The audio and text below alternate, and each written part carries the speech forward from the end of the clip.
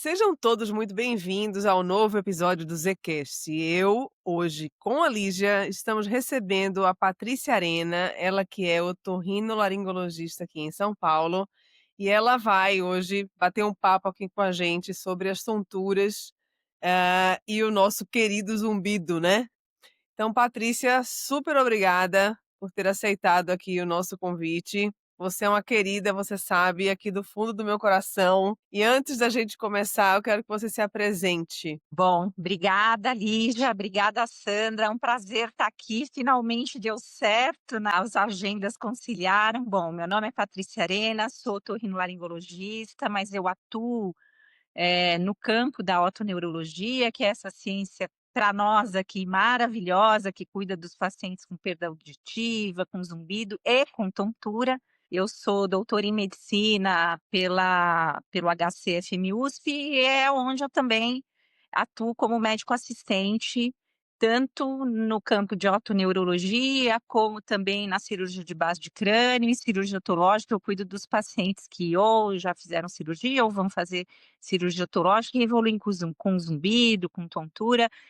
Então, adoro isso e estou aqui para compartilhar um pouquinho do que eu sei nesses 20 anos de trajetória trabalhando com isso. Tudo bem, bem-vinda, Patrícia. Obrigada pela presença. Patrícia tem uma experiência grande, né, Patrícia, que você fez a sua tese de doutorado foi em pacientes, implantados, né? Isso que você fez a avaliação do equilíbrio, né?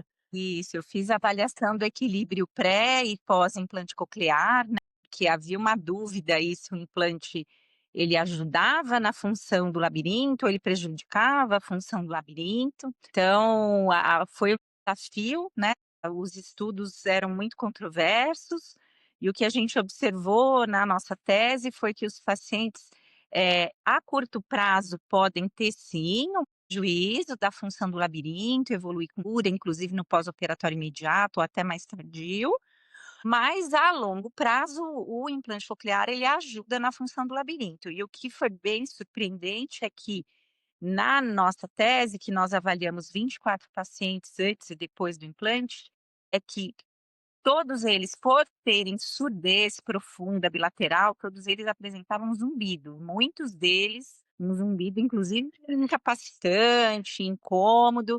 E aí, na hora que foi realizado o implante coclear, o zumbido ou desapareceu ou reduziu muito, né? Não só porque está entrando uma informação auditiva, né? Um input auditivo, mas eu acredito também que o implante, por possibilita a sensação auditiva, e aí o paciente tem melhor orientação espacial, ele consegue, junto com a leitura orofacial, ter uma compreensão melhor.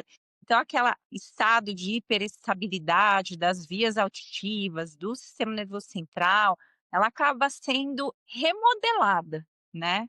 E aí a percepção, obviamente, muda.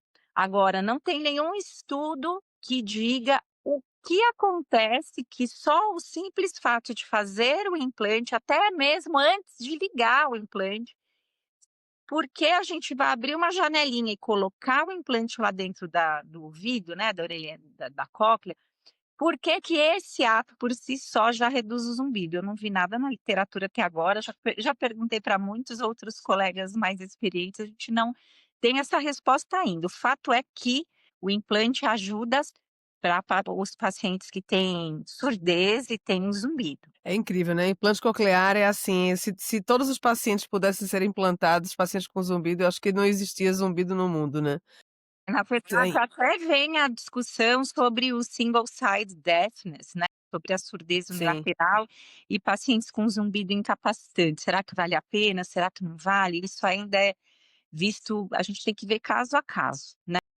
Cada vez Muitas cada vez vezes ai, o implante, ele vai ajudar, mas às vezes ele pode atrapalhar a outra orelha que tem a audição normal. Então isso é bem discutível ainda. Há pacientes que vão para o implante, né, que tem zumbido incapacitante, surdez unilateral, com feita a cirurgia, mas às vezes depois ele não consegue continuar usando o implante, porque às vezes atrapalha a compreensão da outra orelha contralateral, Então, isso dá uma boa discussão, né, mas tem casos que sim, que tem indicação. Não sei a experiência de vocês, né. É, não é o nosso dia a dia, né, não é o nosso dia a dia, de pegar paciente implantado, mas que eu acho que se termina indo mais para esses grandes serviços mesmo, né, ou quem faz cirurgia, né, os médicos que fazem cirurgia, né. Então não é meu dia a dia, mas o que a gente sabe na literatura, não sei a Lígia se tem, assim, grande experiência com paciente que você atende que seja implantada, né, mas o que a gente sabe na literatura, que a minha experiência maior termina sendo em cima da literatura, é isso, é que o paciente implantado ele tem uma grande chance, né, do zumbido dele de fato sumir, desaparecer. A gente vai ali grosseiramente dizer que é por neuroplasticidade, né, então tem uma capacidade de regular ali o implante a via auditiva e isso no conjunto geral termina, né, reorganizando ali o cérebro de uma forma tão, eh importante, né, que daí o zumbido termina se desconectando ali, ou se desfazendo, ou deixando de ser aparente pelo menos, né. É. É. Hum, Na minha no meu consultório também é isso, não é a frequência maior, não trabalho diretamente com os casos, né, a não ser casos que a gente indica para o colega que vai fazer cirurgia, mas não é a minha demanda. Mas, isso até em conversas com os colegas otologistas, a percepção é isso, é melhora mesmo, mas geralmente não, sempre, né, são os casos que têm indicação para fazer implante e que a gente fica nessa felicidade do paciente melhorar.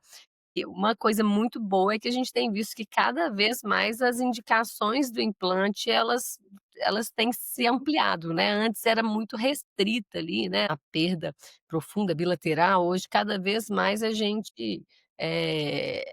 tem o implante sendo bem indicado para perdas que antes a gente não tanto o caso de unilateral, como perdas, que não necessariamente aquela bilateral profunda, né, o paciente não tem, benefício com o aparelho, ele vai para a indicação do implante, né, então mais pessoas vão tendo aí a possibilidade de receber o implante e de um modo geral o zumbido melhora, né. Hoje o implante começou sendo indicado só unilateral para os adultos, depois foi né, estou falando bem lá atrás, tá, gente? Aham. é. Depois, com o tempo, as crianças passaram a ser implantadas, aí hoje já é feito implante bilateral. Havia também não é medo, mas um certo receio de Cuidado, fazer o né. implante em pacientes mais idosos, então Uhum. a gente também já faz, né, para esses idosos, porque hoje em dia a expectativa de vida aumentou muito. Sim. Você implantar hoje uma pessoa de 80, faz muito sentido, sabendo que ela pode viver até 90. Até, a tia de um colega lá do nosso serviço, ele ficou com receio: "Ai, 80, idosinha, não vou implantar", e no fim ela viveu até 90 e trá-lá-lá e podia ter sido implantada. Então hoje em dia também tem tido um olhar para essa população mais idosa. É claro que os riscos aumentam, e aí tem que ser visto caso a caso, inclusive quando a gente vai falar de implante em idoso, a gente também tem que lembrar que esses pacientes são mais suscetíveis a ter problemas do labirinto. Então o implante ele tem um risco de levar, a perda da função do labirinto em 20% dos casos.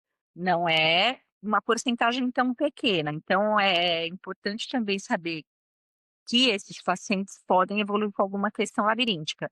E aí o zumbido e a tortura, eles podem estar aí caminhando juntos, ou por causa de uma doença em comum, doença de Meniere, por exemplo, que a gente tem o zumbido e a tontura, ou então a gente tem causas distintas, a gente tem o paciente com enxaqueca que tem tontura e o zumbido dele é proprioceptivo.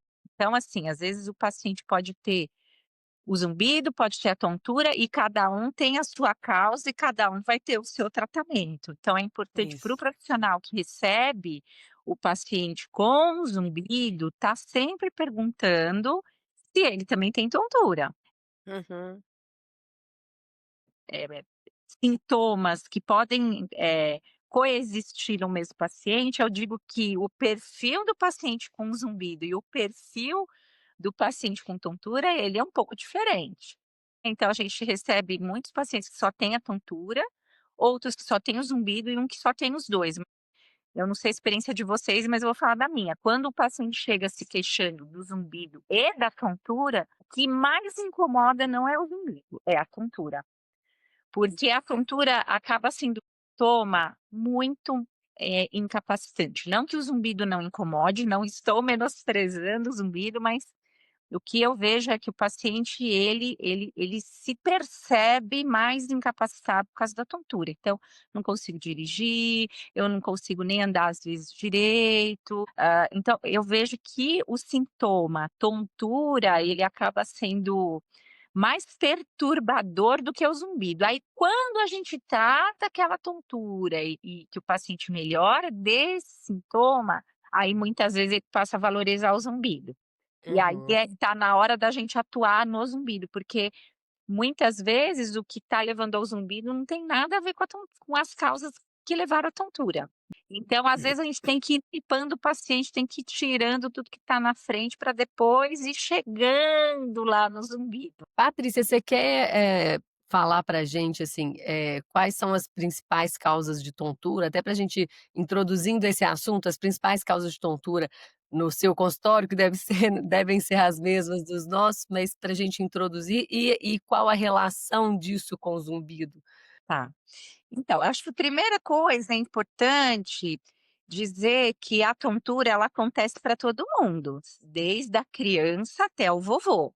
Então, de acordo com a faixa etária, a gente vai ter alguns diagnósticos mais frequentes. Nas crianças, a gente vai ter a vertigem recorrente na infância, a migrânia vestibular da infância, cinetose. A gente tem uma série de diagnósticos para dar nessa faixa etária.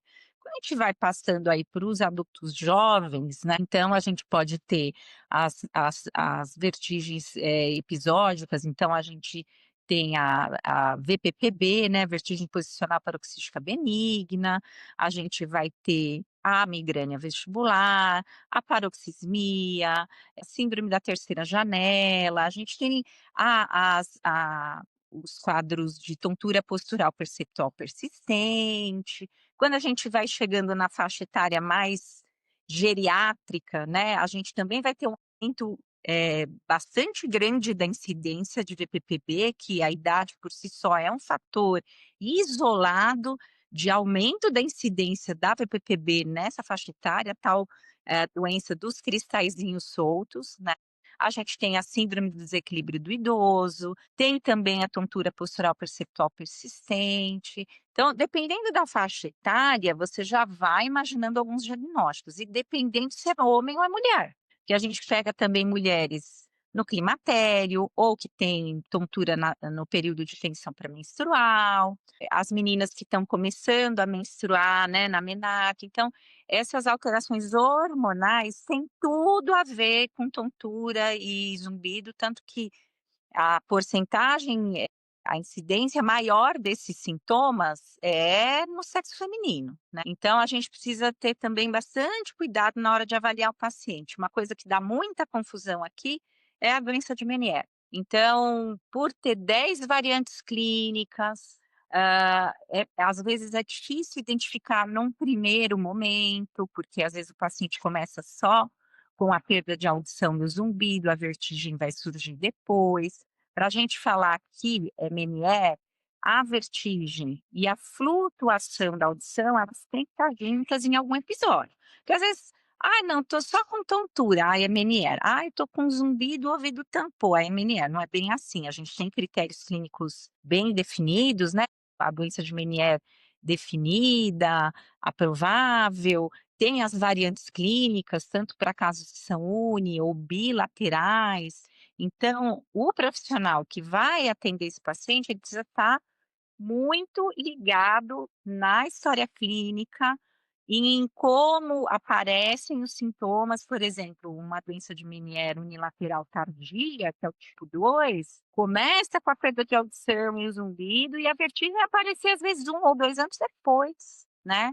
Então a gente tem a doença de Meniere, a clássica, tem essa tardia, tem a doença de Meniere, familiar, que é o tipo 3, complexo Meniere migrânia, que é o tipo 4, e autoimune, que é o tipo 5. Isso que eu estou falando dos unilaterais. Quando a gente fala dos bilaterais, que a doença começa nas 2 orelhas, a gente pode ter a doença que é metacrônica, então começa numa orelha e depois começa na outra, ou a doença sincrônica, que já começa nas 2 orelhas, e depois a gente tem a mesma coisa que é para o unilateral. O familiar, complexo Meniere migrânia e o autoimune. Dessas todas, pior caso é o Meniere familiar, é mais agressivo, é de mais difícil controle, mas graças a Deus é o menos comum. Agora, eu vejo também muita gente olhar só para a doença e não olhar para o paciente. Então, muito importante abordar sobre sono, se o paciente faz atividade física ou não, se ele tem alguma doença autoimune já. Então, a gente vê uma associação grande do Meniere com lúpus, com artrite reumatoide, ver também se esses pacientes não têm outras doenças associadas, pacientes hipertensos, diabéticos, que podem ter o Meniere também. Se a gente não controlar essas doenças de base, a gente não controla a doença. Então, são aspectos que a gente tem que ficar de olho, por isso que a consulta tem que ser muito minuciosa, tem que ser pormenorizada, tem que ser individualizada, porque o paciente com Meniere é diferente do outro, né, então é Agora você importante. acha, Patrícia, que o zumbido ele muda o comportamento a depender do tipo de que Meniere a gente está falando, não? Ou não necessariamente? Então, é como eu falei anteriormente, como a tontura é um sintoma que incomoda muito mais, isso é o que a minha percepção da minha prática clínica. Como o zumbido a tontura é um sintoma que incomoda muito mais, quando a gente controla, no caso o Meniere, a tontura já consegue, né, amenizar, controlar, o zumbido meio que acompanha isso. A não ser que o paciente tem doença de Meniere, mas ele também tem um proprioceptivo. Então, às vezes, até ele fala: "Olha, aquele zumbido que vinha na crise, ele melhorou, mas aí eu tenho um aqui que eu acordo, e eu acordo até com dor, porque eu aperto, porque eu acabo rangendo meus dentes, e aí eu tenho uma dor aqui na minha cervical". Então, quando o zumbido também tem um efeito proprioceptivo, por exemplo, né, se eu não tratar isso, vai evoluir, mas eu vejo que só por tratar o Meniere, tratar, essa questão da tontura, o zumbido meio que vai ali naquela esteira e ele acaba amenizando. Mas quando tem outros fatores relacionados, a gente tem que estar atento e olhar e tratar, né. O É, eu acho sono, que por a gente exemplo, né. termina fazendo isso. Eu não sei se você também, Lígia, mas assim, paciente com tontura tem tontura e zumbido, é exatamente isso aí. A tontura tem prioridade, vamos atrás não só do diagnóstico, mas também da compensação disso tudo, né. O zumbido pode ser que acompanhe, né, na involução, né, ou não, né. Se ele não estiver tão ligado, aí a gente tem que conduzir o zumbido à parte. Eu falo a mesma coisa, com todo respeito ao zumbido, mas a gente tem que conduzir a tontura primeiro, né. E assim, não é porque o paciente tem Meniere que o zumbido dele é pior do que aquele que não tem tontura nenhuma, não, porque a gente sabe que a questão do zumbido, ela passa muito pela percepção individual de cada um.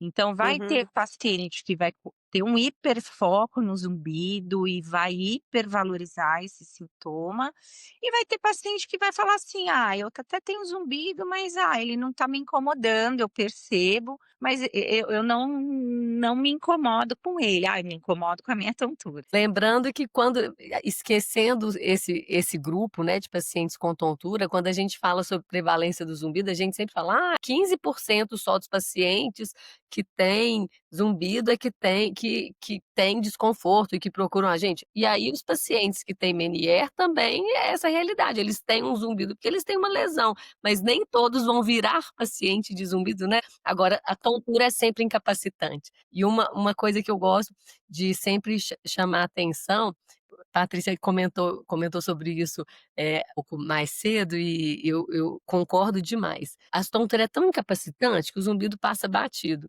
E às vezes a gente tem que explicar e ensinar para o paciente com Meniere, porque ele está tão focado com a tontura que na hora que a tontura passa, ele às vezes nem dá a bola para o sintoma auditivo e às vezes a audição está caindo e ele não está nem aí. Então a gente às vezes tem que dar uma preocupada a mais, né. Assim, a tontura ela é tão incapacitante, se depois que passa a tontura, doença controlada, ficar um zumbido às vezes até crônico por uma perda que ficou, né, pode ser que esse paciente vai se incomodar, pode ser que não. Você sabe que eu tive uma paciente, Lígia, do implante, né, Hum, faz parte do grupo de implante coclear, lá do ABC, e eu atendo esses pacientes, né, então eu tenho bastante experiência. E eu tive uma paciente com Meniere, e ela foi perdendo a audição e ficou com uma surdez profunda bilateral por causa da doença de Meniere. E ela falava para mim, ela falava: "Olha, a tontura, quando ela vem, eu já sei que ela vai passar, mas o meu zumbido é insuportável". Como ela já tinha muitos anos e ela já sabia lidar com a crise, ela já sabia o que que ela tinha que fazer para manejar a crise, ela falou: "Ah, a tontura eu sei que vai passar, agora meu zumbido é insuportável". E aí quando ela foi submetida ao implante, ela voltou numa alegria, porque ela falou: "Doutora, o zumbido da orelha implantada sumiu e da contralateral é tão pequenininho que eu nem lembro". ai que bom. Então, e para fazer o implante a gente tem que controlar o Meniere.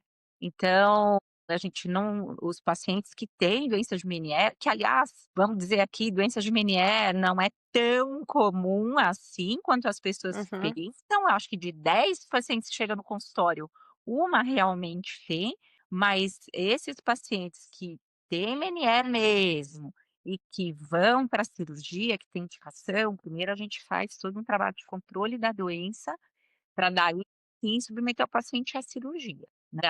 É o que eu falo sempre, quando a gente vai ver o paciente, seja com zumbido, seja com tontura, a gente sempre tem que ver de uma forma holística. Perguntar sobre o sono, atividade física, administração do estresse, como o paciente administra o estresse. O paciente com Meniere é aquele paciente como enxaquecoso, né, que também pode ter tontura, né, pode ter a migrânia vestibular. É aquele paciente perfeccionista, quer tudo do jeito dele, quer tudo para ontem. Então esses pacientes têm um perfil e é importante a gente mostrar isso, porque também faz parte do tratamento. Eu falo que o aconselhamento, ele não é só para o zumbido, ele é para a tontura também. uhum. Então é até uma forma do paciente se perceber, porque senão o gatilho vai estar sempre lá, né, vai estar sempre lá. Então é importante o paciente se perceber. Isso. Acontece da gente ter, eh, essa questão de controlar os gatilhos e tudo, a gente melhora condição orgânica ali, né, de saúde para as doenças que são recorrentes, até evitar novas crises, né. Então tem tanto a questão desses pacientes, tipo Meniere e migrânia mesmo, que se isso não está bem controlado, ele vai ficar tendo novos eventos e cada evento dele pode vir com a manifestação ali, né, da tontura e do zumbido e, da plenitude, né, auricular, então isso tudo vem em crises, fora que para os pacientes, mesmo que não tem crises, a gente sabe que esses fatores também podem piorar a percepção ali do zumbido crônico, né, então são 2 manifestações diferentes que alguns pacientes têm as 2 formas, né, mas sempre, a gente cuidar disso é muito importante. E aí, falando um pouquinho do tratamento, né, Lígia, da doença de Meniere, que eu acho que é outra discussão, né, o tratamento ele tem que ser individualizado, né, então a gente sabe que essas mudanças de estilo de vida têm um impacto muito grande. Eu, particularmente, uso pouco beta-estina, sei que tem muitos colegas que utilizam essa medicação, inclusive em altas doses, mas a minha percepção é que se eu cuidar mais do paciente, em vez de ficar olhando só a doença, isso tem uma efetividade muito maior. Então, se eu controlar a hipertensão, se eu controlar o diabetes, colesterol, se a gente colocar esse paciente para dormir melhor, fazer uma privação de tela, colocar esse paciente para fazer atividade física, terapia cognitivo comportamental para ele ter ferramentas para lidar com estresse. Isso tudo é muito mais efetivo do que a medicação. Achar que um compreendindo, vai resolver tudo. Agora sim, para É. tratamento da crise, quando o paciente no Meniere entra na crise, então ele fala bem direitinho, né: "Olha, o meu zumbido começa a aumentar, o ouvido tampa e eu já sei que vai rodar", né. Então na crise, aí sim a gente entra com supressores labirínticos. Eu particularmente gosto de usar diurético no máximo 2, 3 dias, né, para enxugar realmente aquele labirinto que está hidrópico. Então eu entro sim com os supressores labirínticos, com Dramin ou Meclin ou, o Clorana, o diurético. Aí o paciente já sabe que aquela crise vai passar, então também vai muito da gente orientar que: "Olha, vai ter a crise, você já sabe que vai ter? Você já sabe que, olha, tem essa medicação para usar e que vai passar, aquela crise sim vai melhorar". Agora tem casos e casos, e aí a gente precisa individualizar o tratamento, né, por isso que, é importante a gente estudar essas variantes do Meniere, porque nem todo tratamento vai servir para todos os tipos. Por isso que é muito desafiante tratar o paciente com Meniere, porque você fala: "Ah, não, mas eu usei isso aqui para esse e funcionou muito bem e para esse não", porque depende do subtipo. Então acho que deu um outro olhar essa subdivisão, né. Uhum. E aí agora ainda tem se estudado mais ainda sobre o Meniere, o tipo daqueles, tem os fenótipos, tem, Ótimo. endótifos. Então, tem se estudado cada vez mais buscando mesmo, como detalhar a doença para poder ajudar o paciente, né. Mas fora o Meniere, a gente tem outras tonturas e que são tão desafiantes quanto, por exemplo, paciente migranoso. Paciente migranoso, além da dor de cabeça, né, imagina que já é muito chato ainda ter o zumbido e a tontura, né. Então realmente não é fácil, né, quando a gente está à frente de pacientes migranosos, mas aí de novo, vem a pormenorização da história clínica, a questão de estar individualizando o tratamento, nem todo paciente vai precisar fazer tratamento preventivo para enxaqueca, depende muito do perfil do paciente para você indicar as medicações profiláticas. Uhum. Tempo de evolução, assim como o tratamento da crise, tudo tem que ser individualizado, né. E o que que você percebe, Patrícia, em relação aos pacientes que têm, zumbido e tontura? Quando a gente controla a doença, né, e aí crises de tontura ficam bem, na maioria das vezes você percebe uma melhora também do zumbido ou não? Olha, eu acho que o paciente fica tão feliz que ele está sem tontura, que é isso que vocês já comentaram aqui, que eu também já falei anteriormente, o zumbido passa meio batido, né. A não ser naqueles pacientes que por causa, por exemplo, vamos voltar no Meniere novamente, aqueles pacientes que já têm um tempo de doença mais prolongado que a audição, porque às vezes no começo o Meniere a audição flutua, mas ela volta, depois ela começa a cair. Uhum.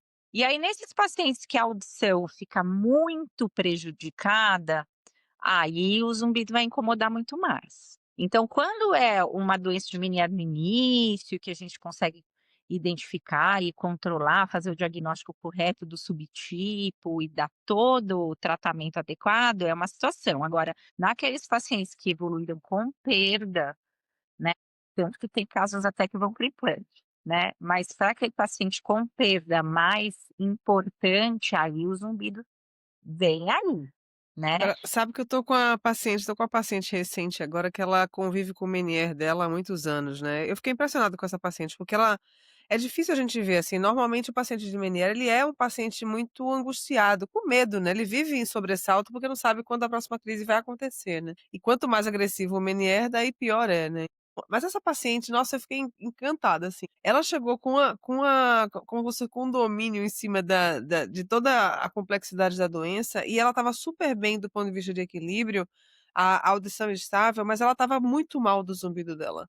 Então ela chegou, porque daí ela simplesmente o zumbido disparou como se fosse algo separado da manifestação mesmo do Meniere, né, e daí eu orientei tudo, ela tá para voltar, assim, ela passou uma vez comigo só, mas foi muito curioso.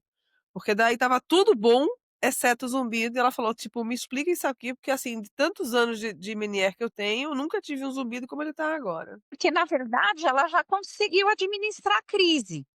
Então Super. ela já identificou bem provavelmente o que é o gatilho e tudo. Sim, Agora, o zumbido, será que ele é só do Meniere ou ele não tem outras causas ali para esse paciente, isso. né? Eu não sei que idade que ela tem, mas eu vejo muito questões vasculares com pacientes que já têm hipertensão, que já têm diabetes, que têm dislipidemia. Esses pacientes, eles têm problema vascular, da microcirculação, até quando a gente às vezes pega uma ressonância, por exemplo, e a gente vê lá, ai, sinais de microangiopatia, que são os vasinhos calcificados.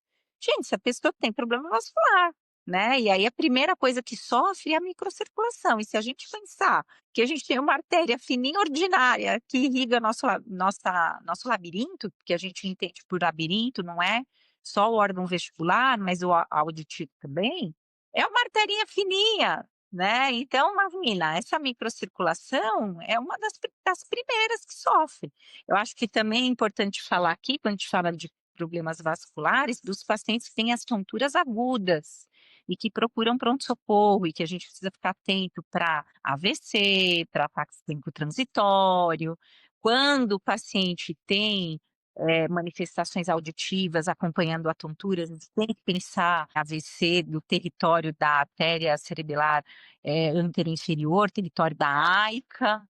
Então, esses pacientes têm zumbido, têm perda auditiva e chega a tal desequilíbrio no pronto-socorro. A gente tem que pensar nessas questões, de novo, vasculares, né?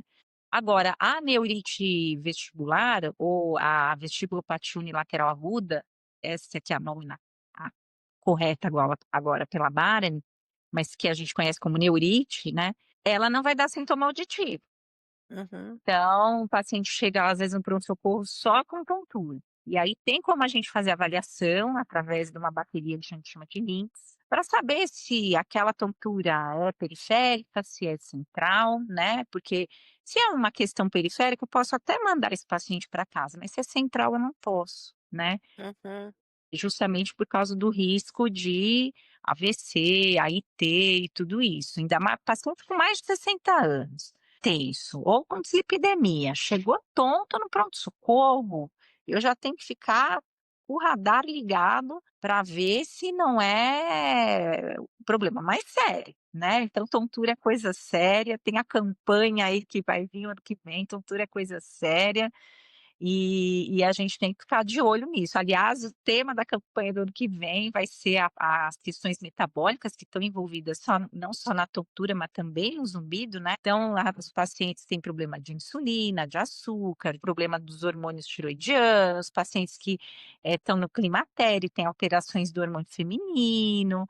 Então, tudo isso pode sim levar a tontura e zumbido. Então, a gente também tem que ter um olhar para isso, conversar muito demoradamente com o nosso paciente, nossa consulta é realmente muito longa, né? É porque imagina, né? O paciente com a queixa de tontura e de zumbido, a gente tem que fazer não só a coleta dos dados, mas também o exame. Então, olhar o ouvido, ver a parte muscular, aí depois tem toda a parte da oculomotricidade, quando a gente vai falar da tontura, né? Que a gente vai conseguir avaliar o labirinto através do movimento dos olhos. Tem tudo isso, então, por isso que a consulta é muito demorada. É só para Exatamente. te falar da campanha, né, a campanha, para quem não conhece, existe a Associação Brasileira de Otorrinolaringologia e a Academia, Brasileira de Otonerologia, né. Então, as 2 associações juntas aí, ela é pra em orientação à população, né, para quem tem tontura ou quem conhece alguém com tontura, que cuide da sua tontura, né. E É, daí e com os lembrar temas que é diversos que já vem uma vindo aí. lembrar que tontura é coisa séria, né, então como a gente já falou aqui, né, pode ser um problema neurológico, então a gente tem que ficar muito atento, não é um sintoma tão bobinho, né, "Ai, eu tenho labirintite, ai, a minha labirintite", não, graças a Deus a maioria das tonturas tem diagnóstico e tratamento, essa coisa de viver com a tontura, salvo aqueles pacientes que têm perda de função dos labirintos, né, que a gente chama de hipofunção vestibular, pode ser de um lado só, pode ser dos 2. Aí sim, esses pacientes a gente tem como reabilitar, né, mas não tem como devolver a função do labirinto, assim como a audição, quando a gente perde, não tem como devolver, tem como reabilitar, mas não como devolver. Mas salvo esses casos de hipofunção, a maioria dos pacientes com tontura, a gente consegue fazer diagnóstico e tratamento e ajudar e o paciente melhorar a sua qualidade de vida. Mesmo esses que têm perda de função, a gente consegue reabilitar também e dá muito certo, graças a Deus.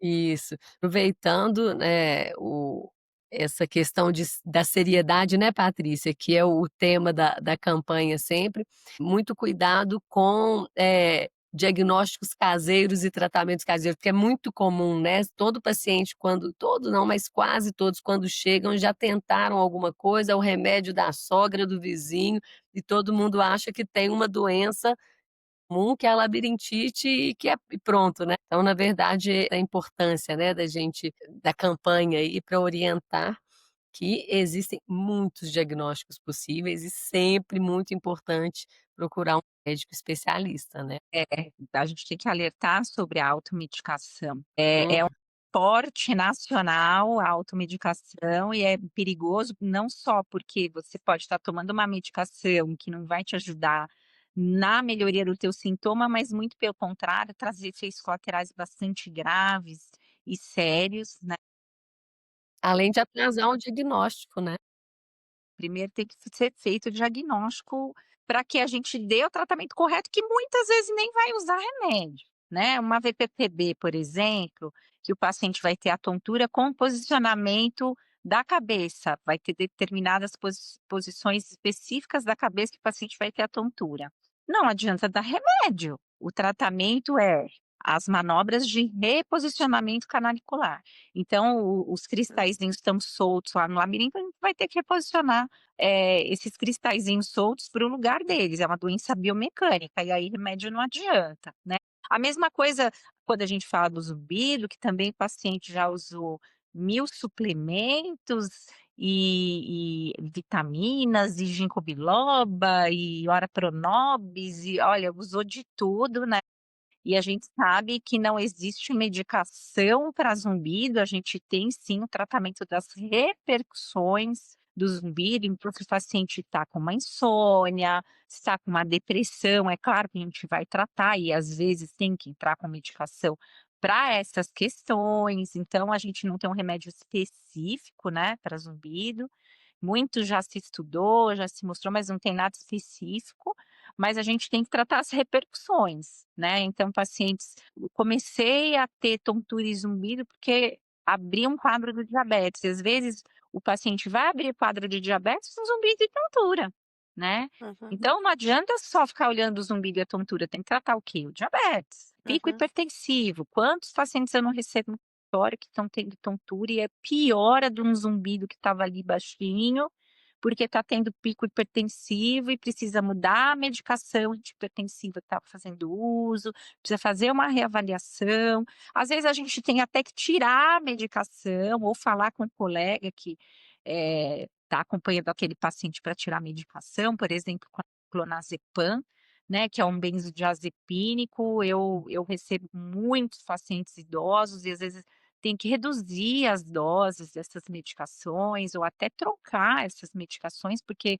elas promovem um efeito sedativo muito grande, o paciente fica tonto por causa das medicações. Então, polifarmácia é outra questão que a gente vê muito nos idosos e que tem relação com a tontura e com o zumbido.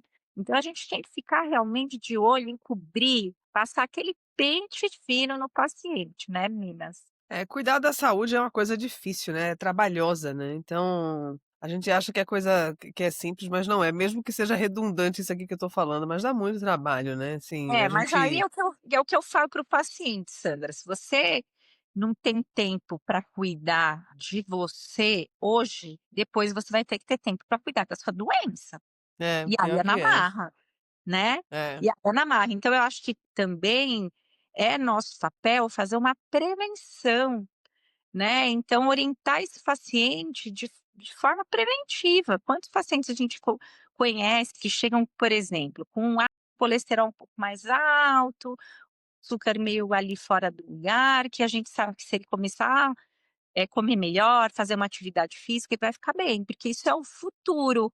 Se ele continuar comendo mal, dormindo mal, estressadíssimo, aí ele vai começar a desenvolver outras doenças. E aí, uma vez que a doença está lá, aí não tem como, né. Ainda mais Sabe que eu que já tem atendi uma o história paciente ontem. familiar. Atendi o paciente ontem com insulina alta, né, a gente estava dando uma geral lá, dando uma olhada nos exames de sangue gerais lá dele, é o paciente com zumbido meu aqui, e foi muito engraçado, daí eu falei: "Olha, vamos dar um jeito aqui nessa tua insulina, vai". Aí ele falou: "Doutora, quantos anos a senhora acha que eu tenho essa insulina alterada?" Eu falei: "Tá, pelo menos uns 20, né". Porque dá pra gente ver mais ou menos pelo, né, biotipo dele lá. Ele falou: "Não me vem querer tratar isso", foi tão engraçado, sabe, um cara tão resolvido, assim, já é um idoso muito esperto e, assim, muito ativo, né, porque hoje a gente vê muito é isso aí, né, a sobrevida muito alta e você pega um paciente idoso, mas, assim, a todo vapor, né, aquela coisa, assim, super vivendo intensamente, mas foi muito engraçado. Só que daí, pode ser que isso custe pra ele, né, assim, em algum momento, né. Não tá custando nesses 20 anos provavelmente, mas, tipo, não teve jeito, ele não conseguiu convencer, ele disse: "Doutora, tipo, me deixa viver, vai", mas aí, tipo, sabe, é complexo. Mas aí depois a conta seria salgada, porque assim, nem todo É, idoso também vai ter problema. Eu ontem atendi uma paciente de 100 anos no meu consultório, que chegou com uma VPPB, história clássica, mas ela não tomava um remédio, não tinha problema de nada, nada. exame de sangue perfeito, mas por quê? Porque ela fazia a caminhadinha dela todo dia, comia Magrinha. direitinho, estava lá com seu aparelho auditivo, estava protetizada, a paciente muito bem cuidada, né. É. Eu acho que na verdade esses pacientes eles têm que enxergar, o autocuidado, né. Eu acho que Aham. uma maneira da gente trazê-los para o lado, bom e não para o lado negro da força, tem muito paciente que vem com esse discurso, né, muito comum mesmo. Né, mas uma maneira de fazer com que eles mudem de ideia é falar: "Olha, mas e o autocuidado? Você aí tá meio: 'Ai, não quero muito saber'", só que depois essa conta chega, É. e ela E é for salgada. e fora que se ele é um paciente, ele está buscando melhorar, e a gente fica de mãos atadas se o que precisa ser feito Não é feita. não, né, não vai, aderir, né, não tem jeito, isso Engraçado. não é só clichê. Se o paciente não veste a camisa, né, e às vezes é engraçado, porque na hora que você está passando as orientações, e eu acho que uma forma de trazer o paciente para ter o contato com o problema dele e ele se interessar por tratar, é colocar ele como protagonista, Uhum. né. Aham. Então falar: "Olha, você quer melhorar? Então a bola aí tá agora no seu campo, e eu É aqui, isso olha, aí. não vou brigar nada, o menu tá aqui, a gente É. tem isso para fazer, o que você consegue? O que você quer fazer?", porque às vezes o paciente não vai conseguir fazer tudo, né, precisa ir com calma também, saber que momento você vai indicar as terapias, porque às vezes o paciente sai do consultório até atordoado, então dependendo muito do perfil do paciente, eu já sei direitinho como é que eu vou fazer o approach, né. Então: "Olha, vamos começar por aqui, vamos colocar o que vai ser a prioridade, depois a gente vai vendo o restante", porque às vezes tem tanta coisa para fazer naquele É. paciente, que numa primeira até numa segunda consulta não dá. Então você fala: "Ó, vamos ver, ó, o que que você quer fazer primeiro? Olha, tem que cuidar do seu sono, tem que voltar para atividade física e tem que melhorar a sua alimentação. Você quer começar por onde?". Depois a gente vai Algumas coisas que eu acho que é cuidado. assim, é o radar é prioridade, que é uma coisa que é importante, né, e a outra coisa é o radar, né. Então, esse paciente, por exemplo, que eu comentei, ele agora a gente ligou o radar pra ele cuidar da insulina dele, né. Então, assim, ele tipo assim: "Como assim, né?". Então, tem essas 2 coisas, porque, assim, às vezes vem tanta coisa pra poder resolver, o zumbido tá lá no meio de tanta coisa, né. Então, prioridades, vamos dar uma limpada, né, por etapas e, às vezes, ele não tá pronto.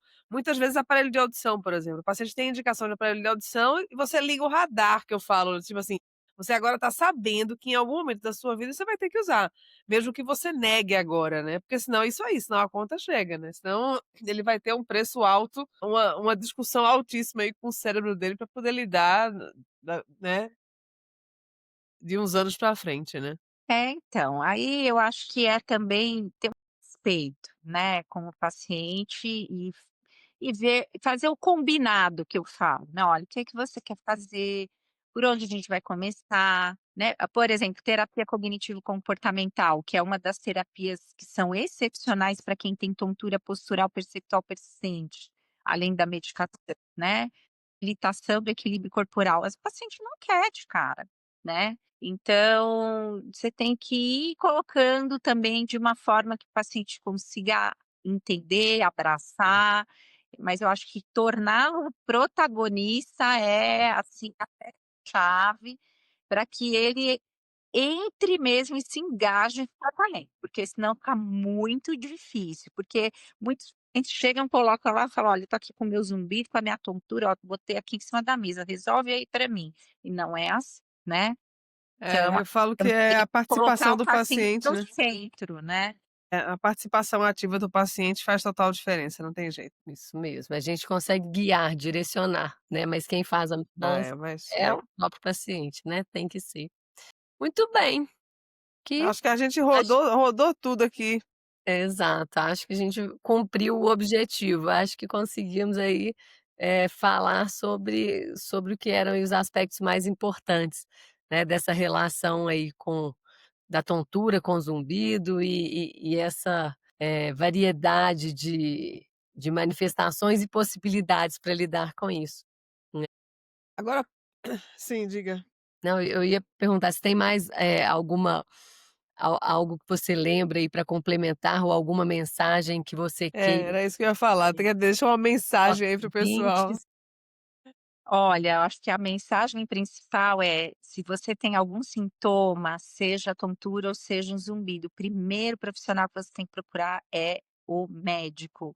E se puder ser o especialista, melhor ainda, porque muitas Uhum. vezes o paciente até procura ajuda, mas não é um especialista da área, e aí a gente acaba recebendo aquele paciente que está com diagnóstico e tratamento completamente inadequado, porque o colega não tem experiência. Então Aham. hoje, graças a Deus, está tudo muito globalizado, a gente tem as consultas online, eu atendo gente do Bras de outros lugares do Brasil, fora São Paulo e também fora do Brasil, então hoje em dia não tem uma desculpa: "Ah, mas eu não tenho um especialista aqui na minha cidade", mas pode ter outro aí online para você.